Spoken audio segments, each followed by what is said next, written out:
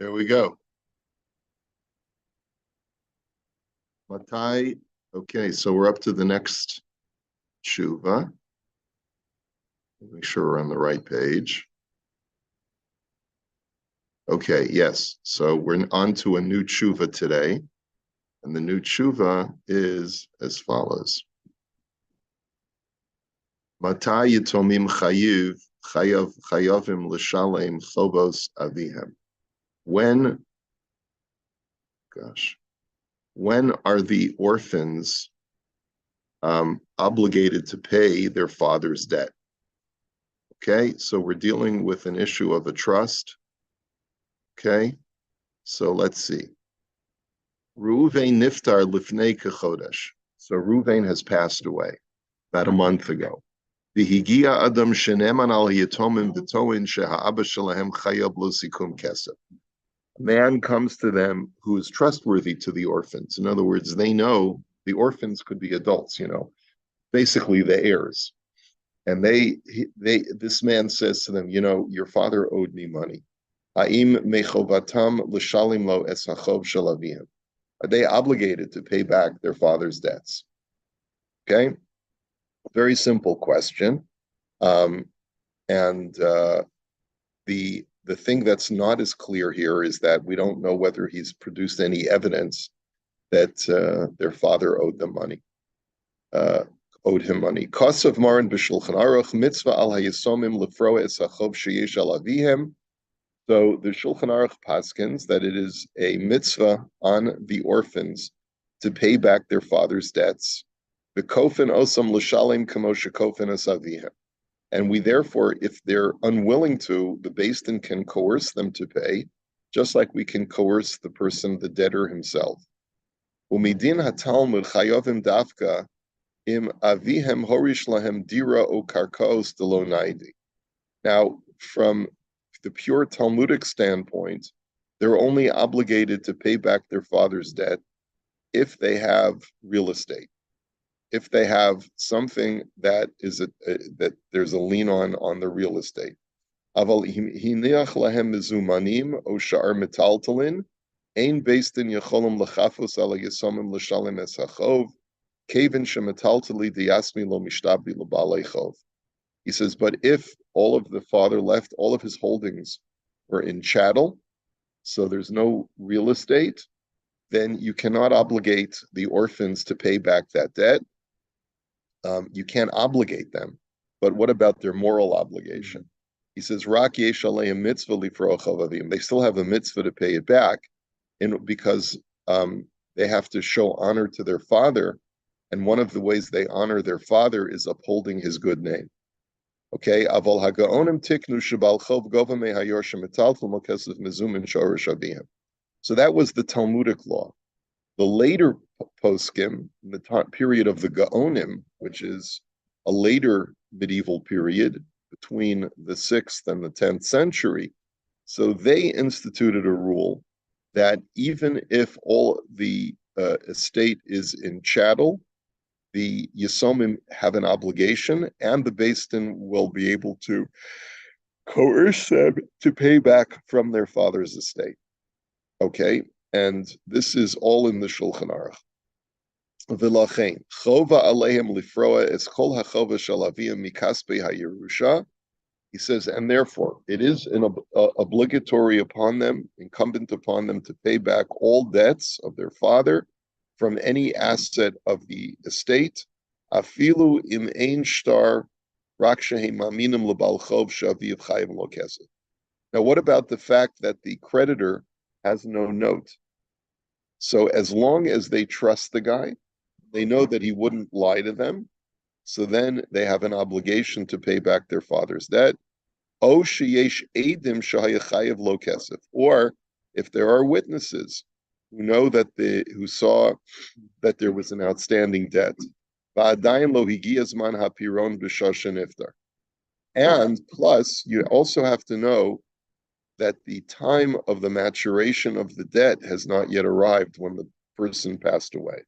In other words, because if it was a very old debt, like the loan was made 5 years prior, and there's no evidence whether or not the father has paid, the Yisomim have a right to say, prove to us that it wasn't paid. Maybe just like it was an oral loan, maybe there was an oral repayment of the loan. So the Edom have to also know that the loan had not yet matured when the father died. De'im higiyaz man hapiron, heim lo chayavim l'shalem ki shem aviyim kvar shilem lo. Because if the time of the debt had already arrived before the father died, they don't have an obligation to pay because they could say, maybe our father paid you already. Okay. Aval. Im aviyim lo hishir shum davar, lo mezumanim v'lo metaltalim. But let's say the father didn't leave any money in his estate. Let's say the estate is empty. Okay? Heim lo chayavim lifroa es chovos shel avihem va'afilu mitzvah ein kan. Then heirs are not obligated to pay back their father's debt from their own money. There's not even a mitzvah to do that. And what is this based on? This is based on the Shulchan Aruch. And it's based on the principle that my mitzvah of kibbud av va'em is only from my parents' money, not from my money. I just spoke about this Wednesday night at a shir, where we were talking about putting your parents in a nursing home or hiring a caregiver for your parents. You have a mitzvah to do that in certain circumstances, but you're not mechuyev to use your own money. You're not mechuyev to use your own money. In other words, a parent who asks you to do something for them, let's say, please do my shopping, you have to say to them, with pleasure, I have a mitzvah to go shopping for you, but may I have your credit card, please? You're not mechuyev to incur out-of-pocket expenses for the mitzvah of kibbud av va'em. You only are obligated to expend time and effort, but not cash. So if a parent wants you to do something that costs money, then you say to the parent, I will happily do so, but it has to come from your pocket, right? But in a situation like this, the parent has passed away. I have no moral or ethical obligation to pay back a parent's debt. Aval, with all of that said, yesh harbe nizarim l'shalem chovot shel avihem, shelo yitztarich lavo begilgul chas v'shalom u'l'shalem es hachovos ha'elu. Now he's getting Kabbalistic on us. And he's basically saying that there are people who say, listen, I don't want to have my father come back another time. No, not in a dream, a gilgul. If a person dies owing money, he may have to come back as a gilgul, as a reincarnated soul, in order to live another life so that he can rectify. Oh my gosh, that's a pretty scary thing, right? Im hamal v'lo moichelo al hachov, if the lender has not forgiven him for the debt. Yeah, so I'm just thinking, like, maybe 50 years ago when I was in the yard, I borrowed $1 to buy a candy bar and I never paid it back. Like, how do you know?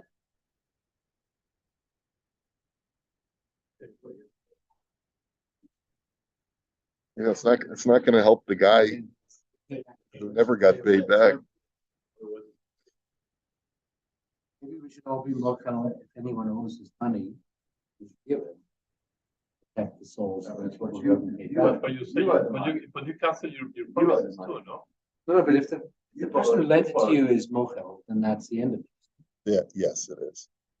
But he has to be specific on the loan, or could be general. Okay, you just say, if anything happened to me when I was a kid and someone owed me money, I forgive them.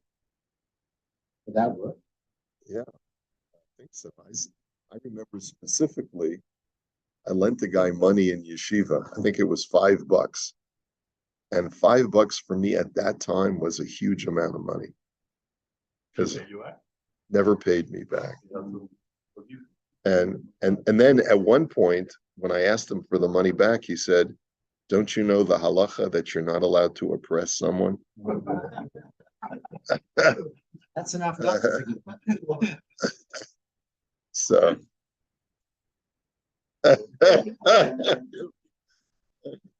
keep coming back like a bad penny. Yeah, it's like you have to come back. No. You don't have to come back because I was Michael him a long time ago. But it is interesting, you think about, is it really easy for me to keep track of, that's why I would never borrow money from somebody if there was any way for me to avoid it. It's just being in someone else's debt is just like, you don't want it, right? Money? Well, a cup of sugar is no different from money, right? If you borrow a commodity, but if you borrow something that is, I mean, yeah, it could be. Well, no, a favor is not. If you borrow, yeah, but you're not going to forget to give that back. No. Even I wouldn't forget that. No, I'm just borrowing your. No, but I mean the use of. Yeah.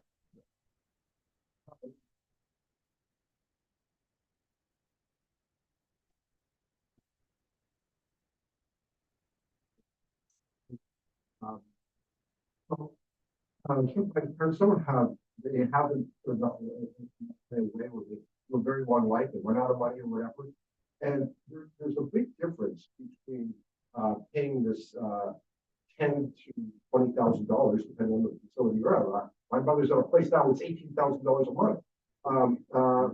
So if you don't put them into a place like that, which now usually they're starting at 8,000 starting, then you're going into a nursing home, which is really not a pleasant experience to go into that. So then you're not. I can't see how that would, be. You're actually not taking care of your parents. Right. So you would have an obligation to have mom stay with you at your house. That would be the alternative. And you'd have to take off time from work to take care of her needs. Now, taking off time from work is not expending money. It's not taking money out of your pocket. It's just not allowing you to earn more money. And that's the distinction that's drawn by the poskim. Okay? So as long as you're physically able to be at your home. What's that? That's not viewed as cost to you. That's right. So if your preference is to spend that, $18,000 a month in order to let you have a life, that's your choice. That's not mom's choice. As long as they're well enough to be taken care of. The facility as opposed. Yes, sometimes a patient with, let's say, severe Alzheimer's will need to have special hospital care that can't be provided in a house. Now, putting them in a nursing home, I agree with you. If it's substandard care and they're just waiting for the patient to pass, because the attitude of the nursing facility is, our philosophy is, the quicker they can get out, the more money we make for the next person. What? Turnover, quite literally. So then you would not be allowed to do that. In other words, if there's no one else that can care for a parent and it's going to cost you money to do it, you have no choice, but it's in the realm of tzedakah at that point. It's not in the realm of kibbud avayim. Okay? Now here, the reason why there's no mitzvah of tzedakah is because the person is already deceased. I have no mitzvah of tzedakah to pay back a deceased parent's debt. I might want to do the mitzvah of tzedakah to the creditor.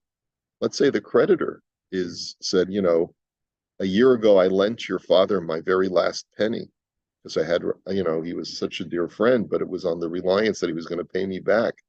But now I have nothing. Can you help me? And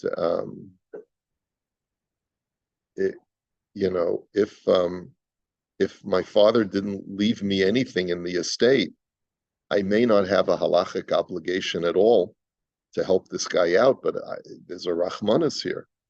Because of my father, this guy is destitute, so I don't feel right doing that either. right? So I might feel, but it's a mitzvah of tzedakah. It's not a mitzvah of paying back your father's debt.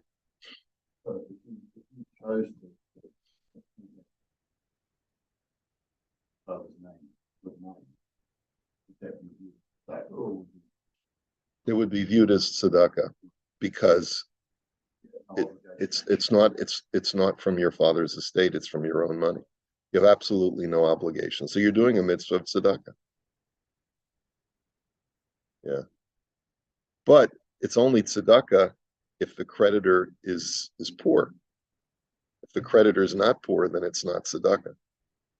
Then you're doing it because you want to save your father from coming back as a gilgul. You want to honor, or you want to honor the family name, but it's not tzedakah anymore. Okay, next siman. Chiyuv hayesomim b'tashlum chavos aviyah. Again, a continuation of the previous discussion, where there's an obligation for the heirs to pay back their father's debts. Avinu olav hashalom nasan 12 shekem l'tzedakah ba'ofan shekol rosh chodesh utorem l'tzedakah sach shel 1,000 shekel. So our father had given 12 post-dated checks for charity. So every Rosh Chodesh he would give for tzedakah 1,000 shekels. Ula'achar sha'avru shlosha chadashim niftar avinu lebeis olama. After 3 months, into the 12-month payment to this charity, our father passed away. Ha'im mechov haseinu lifroa et yoteret hachek. Do we have to honor the remaining 9 checks, the head checks? Okay. Yeah, but they're post-dated checks, so they are in a sense promissory notes. Would you not say? What about, could you invoke the law that post-dated checks are not technically legal? They are legal? I thought, yeah, well, maybe in the U.S. they're not legal. Right. Mexico is legal. Everywhere does it, but they're not legal. But Right. I think in the U.S. also they're not legal documents. Yeah, that was what someone told me.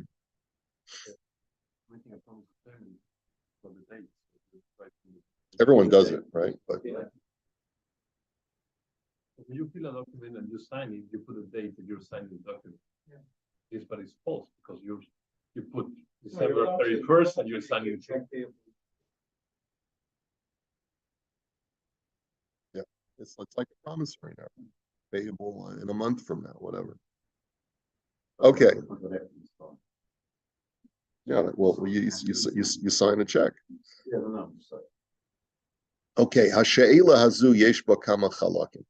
So this shaila has multiple parts.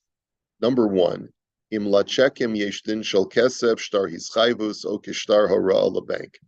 So first of all, what is the status of a check in halacha? Does it have the status of cash? Does it have a status of a promissory note? Or does it just show the bank what you owe? Okay. Number 2,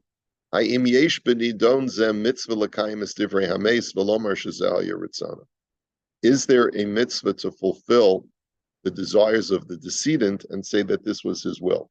What if our father only had planned to make those 12 donations while he was alive? Maybe his intention was that once I pass away, game over to any charities that I've pledged to, and it's up to my kids to decide. Yeah, right. What if a person had made a pledge to any tzedakah, right? Like the shul, right? That's why what a lot of congregations are doing. I got to speak to Craig about this. They're doing these things where people leave money for the shul in their will, so that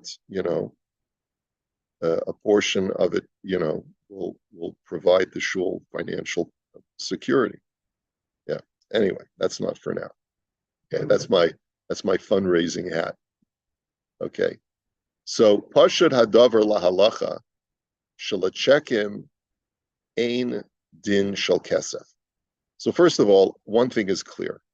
A check does not have a law of being the equivalent of cash. Shalom atzinu kesef she'efshel levatel oso, ma she'en came b'check she'yesh efsharis levatlo. Because you can always cancel a check. You can't cancel cash. So that's number one. Marv is looking up about the law of post-dated checks in Canada.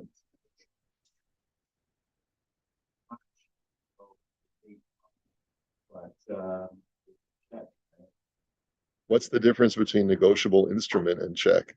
They pay this to the order of the rabbi right away because it's negotiable. So you can now hold it, but it's still not a check until they have made it. But whatever. So it says whether post-dated check may be cashed or deposited before the date written on depends on the country. A Canadian bank won't process it, and if it does so with mistake, it may ask the bank to correct the error. In the U.S., post-dated checks are negotiable instruments and can be drawn upon at any time, while in India, okay, they are not payable to the date written on it. I'll remember that next time I'm in India.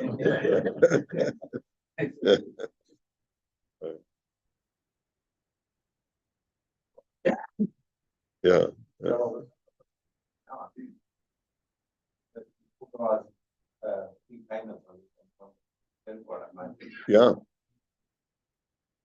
I think that's more.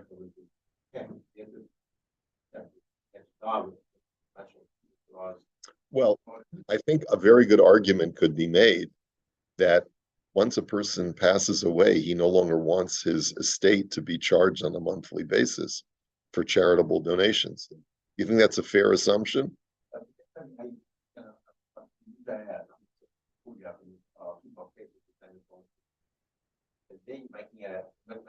For 12 months. for the year, right?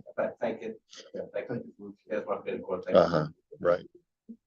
Also, once the guy dies, maybe the bank, maybe the executors can go to the bank, go to the counter, whatever it is, but the bank may not honor the check. I don't know. The bank, holder of the bank account is now deceased. Take a check to the counter and say, try to cash it. Well, as long as the account is open, why not? But once somebody's gone, right, don't they close? Everything gets locked. When it's a joint account, it goes to the other one. Yeah, but there's all sorts of things you have to set up. This might be a practical problem. And what happened with the credit card that is lost? They close it, but they Credit card, you can cancel a credit card. no, but with the debt, somebody owns $5,000 and pass away, what's that? Who's gonna pay for that? No, Robert, I've also had something else happen where, somebody posted a check, it's happened both of them, we've given them, I'm sorry, for us in business, and we've accidentally, put it into the bank earlier than the date that they put. And if the teller doesn't see that, it just goes into a clearance center and it goes through, and there's no problem.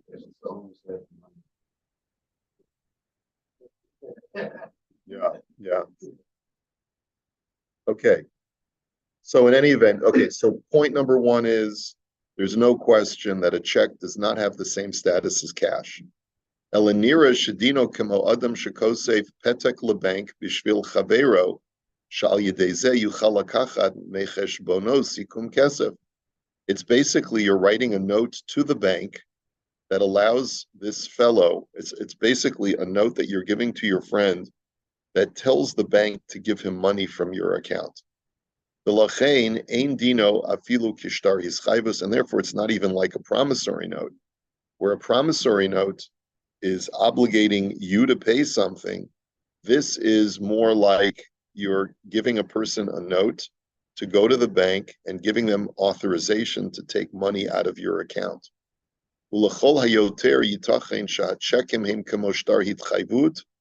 But it's also possible to look at a check as a promissory note,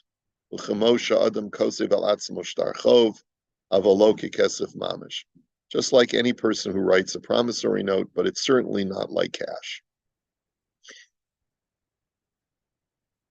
Okay. I would have thought that an IOU, if you like IOU $100,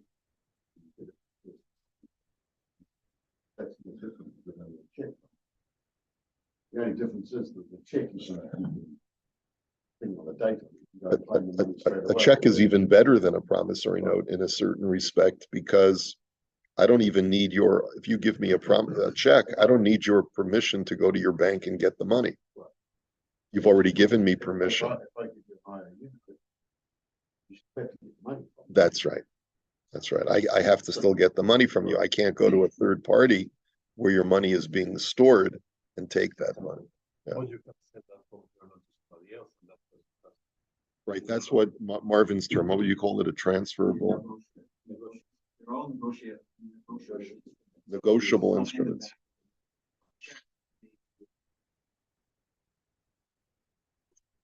Yeah. Okay. So in the footnote, he says, Yesh lahakdim shecheku davar she'over lasocher baharbe makomas. A check is considered to be legal tender in many places. Begam lefi chukei hamadina asur levatla. And also in many countries, you're not allowed to cancel a check. V'lachein hayam makom laduno kekesef. And that would be a reason to say that it's the equivalent of cash. Rav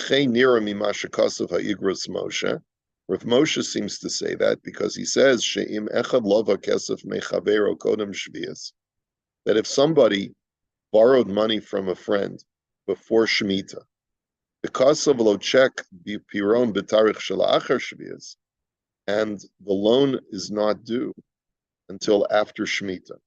So I give the guy a post-dated check for after Shemitah. Now, what normally happens at the end of Shemitah? All debts are canceled. B'kol makom ein hashvius mishametes, kevin dahavi ki'ilu shilim lo kvar, kevin sh'asr al pi achok levatel ha'check ayin sham. Rav Moshe was of the opinion that this is not a loan. This is not considered to be a debt, a promissory note on a debt, but rather he felt that the check was a legal instrument for collection. So it's stronger than just a promissory note, and therefore it's not canceled during Shemitah. Mashma disfir le tahavi kipiron kesef mamish. It looks like he felt that it was like payment in cash, because your check is as good as cash. B'chein haminhag hayom sheyesh ma'avirim chekem miyad liyad u'machshivim ezeh kamo kesef. There are certain industries where people still use checks, and they use it like cash. V'yesh levar shita zu al pi masha kasef hachazon ish, shaharei kol hakesef hayom hu eino shava erech b'fnei atzmo ma shaya b'doros hakodmim. The Chazon Ish points out that all cash does not have intrinsic value like it did in the old days. You threw a clump of gold coins, ingots, onto the table in the saloon. There, give me a bottle of whiskey, and you'd throw your clink, clink, clink, right? That's when money had value, right? Yeah, I'm watching too many Westerns, right? Right. So we'll have to continue this in Mirz Hashem next week. I believe I'm going to Ottawa on Monday. So is anyone else going to Ottawa?